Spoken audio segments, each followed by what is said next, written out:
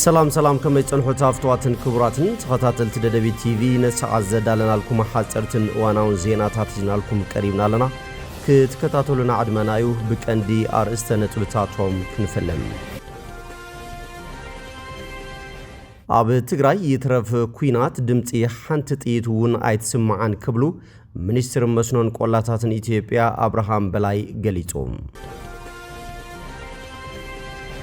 اب تግራይ ተቋረጸ ዓለም ለኻው ምጽራይ ገበናት ዳግም ክጅመር ጻውዒት ቀሪቦም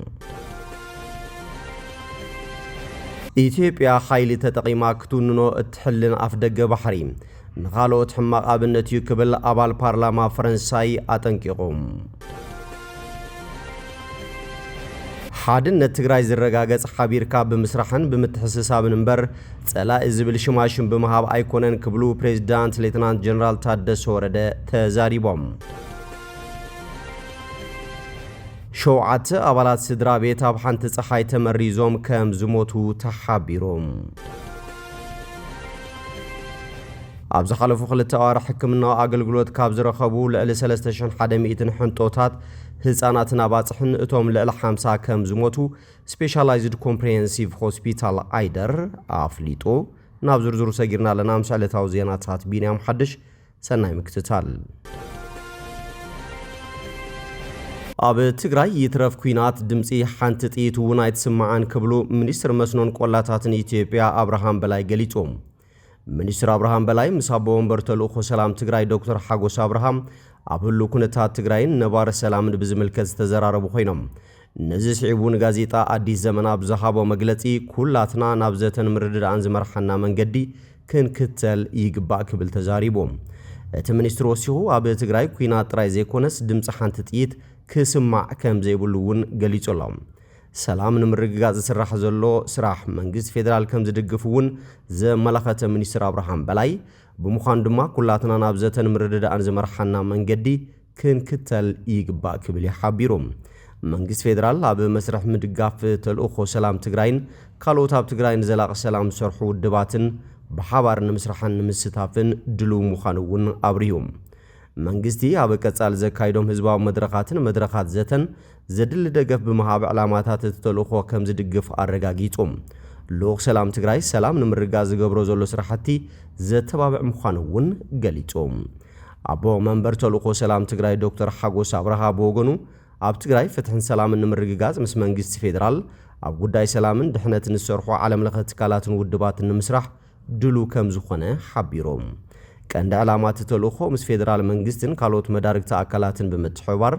ኣብ ትግራይ ብኩሉ ደረጃታት ዝረኣዩ ማሕበራዊ ስነ-ኣእምሮውን ፖለቲካውን ምምሕዳራውን ጸገማትን ምፍታሕ ኩነታት ምምችቻው ምዃኑውን ኣመልኪቶም ኣብ ትግራይ ዝተቋረጸ ዓለም ለኻዊ ምጽራይ ገበን ዳግም ክጅመር ጻውዒት ቀሪቦም 50 ዓመት ምውላዕ ኩናት ትግራይ ኣመልኪቱ ዝወፅእ ዓለም ለኻዊ ጸብጻብ ዋላ እኳ ውዕል ፕሪቶርያ ቦትኡ እንተሃለወ ጥሕሰት ሰብኣዊ መሰላት ይቕጽል ከም ዘሎ ኣፍሊጦም ትካል ሰብኣዊ መሰላት ዓለም ለኸ ማሕበረሰብ ሙያ ሕጊ ምስ ዘይመንግስታዊ ትካል ብምትሕባር ኣብ ዘውፅኦ መግለጺ ጃምላው ዓመት ጾታዊ ጥቃዓት ጾታዊ ስቅያትን ጾታዊ ባርነትን ኮነልካ ዝግበር ጥሜትን ዝርከብዎም ገበናት ሕጂ እውን ደው ዘይምባሎም ሻቁለቱ ከም ዝፈጠረሉ ገሊጾም እቶም ትካላት ሰብኣዊ መሰላት ማሕበረሰብ ዓለም ዘሻራው ብዝኾነ መንገዲ ነቲ ኩነታት ክምርምር ሰብኣዊ ተበጽሓነት ከረጋግጽን ኣብ ልዕሊ ገበናት አንጻር ሰብኣውነትን ገበናት ኩናትን ተሓታትነት ክረጋገጽን ተላብዮም ኣብ ወንበር ትካል ኢባሂሪ ማርክ ስቲቨንስ ሲቢኢ ወጋዓዊ ውዕል ደው ምባል ተጻወታት ኣብ ቦትኡ ዋላ እንተሃለወም ዓመፅ ምምዝባልን ሰፊሕ ግህሰት መሰላት ናብ ኢትዮጵያ ኣናው ኮይኑ ይቕጽል ከም ዘሎ ገሊጾም እቲ ኣብ ወንበር ወሲኹ ምቁራጽ ዓለም ለኻዊ ኮሚሽን ክኢላታት ሰብኣዊ መሰላት ኢትዮጵያ ሓደገኛ ሓጓፍ ገዲፉ ከም ዘሎ ብምግላጽ ማሕበረሰብ ዓለም ካልእ ወለዶ ቅድሚ ምስቃዩ ተኣማንነት ዘለዎ ናይ ምክትታልን ፍትሕን መስራሓት ዳግማይ ክዝርግሕ ሕጂ ክሰርሕ ኣለዎ ኢሎም እቲ ትካል ሰብኣዊ መሰላት ኢባሂሪ ኣብቲ ዘውፅኦ ናይ ሓባር ጻውዒት ቅዱሳት ሃገራት ውድብ ሕቡራት ሃገራትን ካልኦት ዓለማውን ዞባውን ትካላትን ኣብ ትግራይ ይቕጽል ኣሎ ዝበሎም ግፍዕታት ንምግታእ ህጹጽን ጭቡጥን ስጉምትታት ክወስዳ ጸዊዖም ውሕስነት ሰላማውያን ሰባት ክሕሎ ህይወት መድሕን ረድኤት ብዘይ ዕንቅፋት ናብ ኩሎም ዘድልዮም ሰባት ከም ዝበጽሐ ክረጋገጹውን ጸዊዖም ውፃእ መዓትን ግዳያትን ዘማእኸለ ኣገባባት ፍትሒ ምውሓስ ካሕሳን ስነ ኣእምራዊ ማሕበራዊ ደገፍ ንኹሉ ዝሓቁፍን ናፃ ኣገባባት ክረጋገጽን እውን እቲ ጸብጻብ ጸዊዑሎም ውሑስ ምምላስ ተመዛበልትን ተበጻሕነት ኣገደስቲ ረድኤትን ሓዊሱ ኣብ ሰብኣዊ መሰላት ዝተመስረተ ግቡእ ፍታሕ ክረክብ እውን ጸዊዑ ክብል ቢቢሲ ጸብጺቡ ትካል ሰብኣዊ መሰላት ዓለም ለኸ ማሕበረሰብ ሙያ ሕጊ ሰላም ህድኣትን ፍትሕን ንኽረጋገጽ ዓሊሙ ዝሰርሕ እዩ ኢትዮጵያ ሓይሊ ተጠቒማ ክትውንኖ እትሕልን ኣፍ ደገ ባሕሪ ንኻልኦት ሕማቕ ኣብነት እዩ ክብል ኣባል ፓርላማ ፈረንሳይ ኣጠንቂቖም ኢትዮጵያ ተልዕሎ ዘላ ሕቶ ባሕሪ ነተን ካልኦት ኣፍ ደገ ባሕሪ ዘይብለን ሃገራት ዓለም ሕማቕ ኣብነት እዩ ክብል ኣባል ፓርላማ ፈረንሳይ ሚስተር ራፋኤል ግሉክስማን ኣጠንቂቖም እቲ ናይ ስነ ሕጊ ምሁር ንባይቶ ሃገሩ ኣብ ዝሃቦ ቃል ኢትዮጵያ ሓይሊ ይሃልዋ ኣይሃልዋ ትግበሮ ኣይትግበሮ ብዘየገድስ ወታደራዊ ሓይሊ ተጠቒመ ናይ ካልኦት ሃገራት ክልል ቀይሕ ባሕርን ወደብን ክውንን ኢላ ብቑልዑን ብዘይምቁራፅን ጎስጓስ ትገብር ምህላዋ ብምሕባር እዚ ድማ ነተን ኣፍ ደገ ባሕርን ውቅያኖስን ዘይውንና ካልኦት ሃገራት ዓለም ሕማቕ ኣብነት ብምዃን ምስ ጎረባብተን ኣብ ግጭት ከኣትዋ ዝዕድም ስለ ዝኾነ ፈረንሳይ ኣብ ልዕሊ ስርዓት ቀዳማይ ሚኒስትር ኣብይ ኣሕመድ ጸቕጢ ክትገብር ተሓሳሲቡ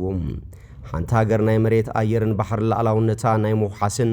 ምክልኻልን ሙሉእ መሰል ስለ ዘለዋ እዚ ኢትዮጵያ ተልዕሎ ዘላ ናይ ካልእ ሃገራት ባሕሪ ምውናን ዝብል ስነ መጎት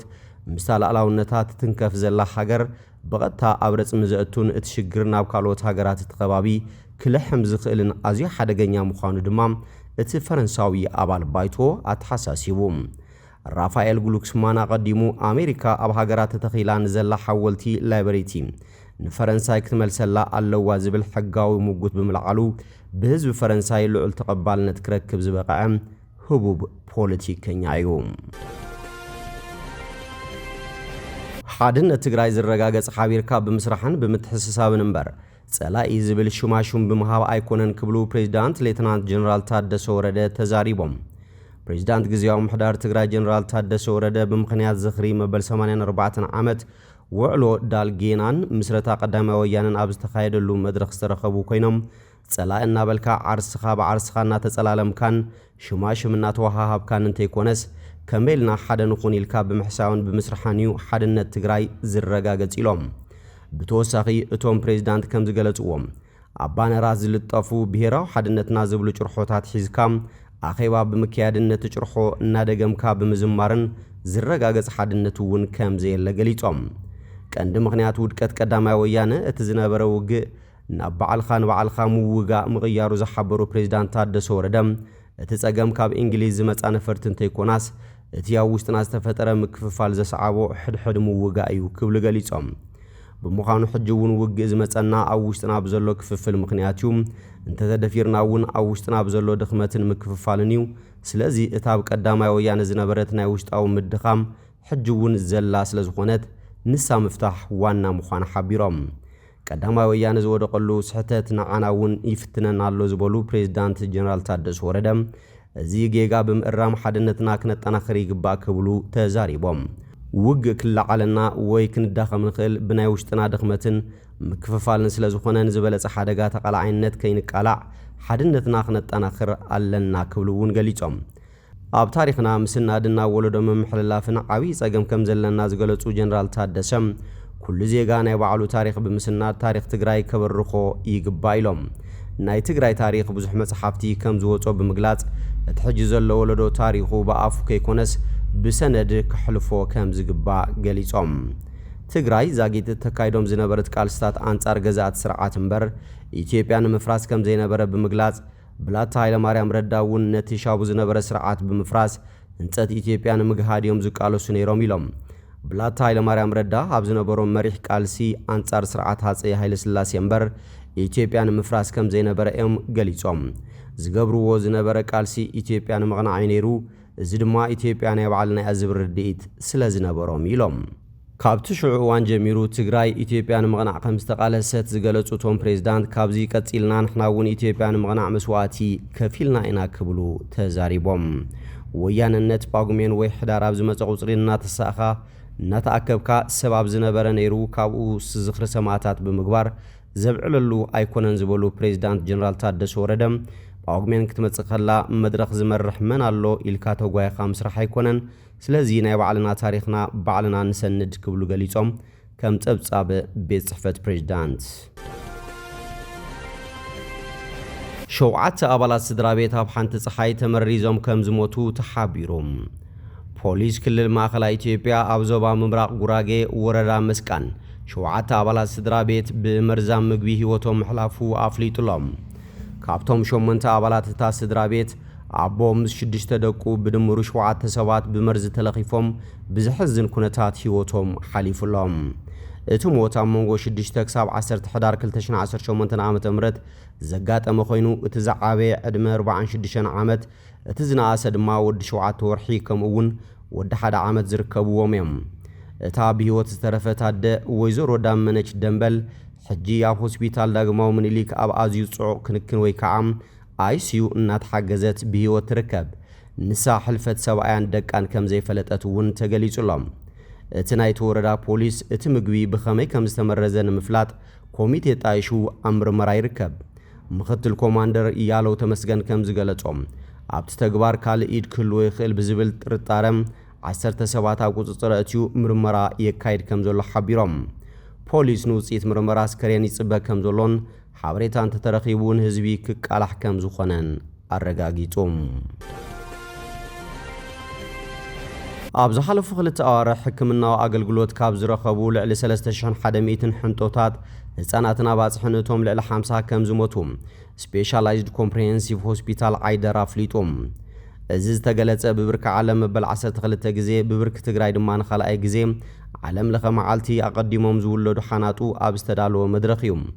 ሞት ሓናጡ ንምንካይ ቢሮ ጥዕና ትግራይ ምስ ሆስፒታል ዓይደርን ካልኦት ኣካላትን ብምትሕብባር ይሰርሕ ከም ዘሎ ድማ ኣፍሊጦም ኣብቲ መድረኽ ተወካሊ ቢሮ ጥዕና ትግራይ ዶክተር ሓርነት ኣዳነ ሞት ሓናጡ ንምንካይን ትስፉ መጻእን ክህልዎምን ቅድሚ ወሊድ ኣብ እዋን ወሊድን ድሕረ ወሊድን ግቡእ ክትትልን ሕክምና ክግበር ከም ዝግባእ ገሊጾም ቅድሚ ኩናት ትግራይ ሞት ሓናጡ ዝተሓተ ብርኪ በጽሑ ከም ዝነበረ ዝገለጹ ዶክተር ሓርነት ብሰንኪቲ ኩናት ዝበጽሐ ከቢድ ዕንወት ግን ሞት ሓናጡ ከም ዝወሰኸ ሓቢሮም ኣብ ዩኒቨርሲቲ ዓይደር ኣተሓባባሪ ሕክምና ህፃናት ዶክተር ሃይለማርያም ገብረ ኣረጋዊ ብወገኖም መውለዲ መዓልቲ ከይኣኸለም ኣቐዲሞም ዝውለዱ ሞት ሓናጡ ዝለዓለዩ ክብል ገሊጾም ይኹን እምበር ሞት ሓናጡ ካብ ቅድመ ወሊድ ጀሚሩ ክንክንን ሕክምናን እንተደኣ ተገይሩሎም ሞት ምንካይ ከም ዝከኣል ገሊጾም ኣቐዲሞም ዝውለዱ ሓናጡ ትስፉ መጻን ክህልዎም ድልዱል ሰረት ነንብረሎም ብዝብል መሪሕ ሓሳብ ኣብ ዝተዳለወ መድረኽ ብብርኪ ዓለም ካብ ዝውለዱ 10 ሓናጡ እቲ ሓደ መውለዲ መዓልቲ ከይኣኸለ ማለት እውን ቅድሚ 37 ሰሙናት ናይ ጥንሲ እዋን ኣቐዲሞም ከም ዝውለዱ መጽናዕትታት የመላኽቱም እምበር ከስፍትዋትን ክቡራትን ተኸታተልቲ ደደቢት ቲቪ ነሰዓት ዘዳለናልኩም ዜናታት ነዚኦም ይመስሉ ስለ ትምክትታልኩም ኣመስጊና ብኻልኦት ሳብ ንራኸብ ሰሰናይ ንዓኹም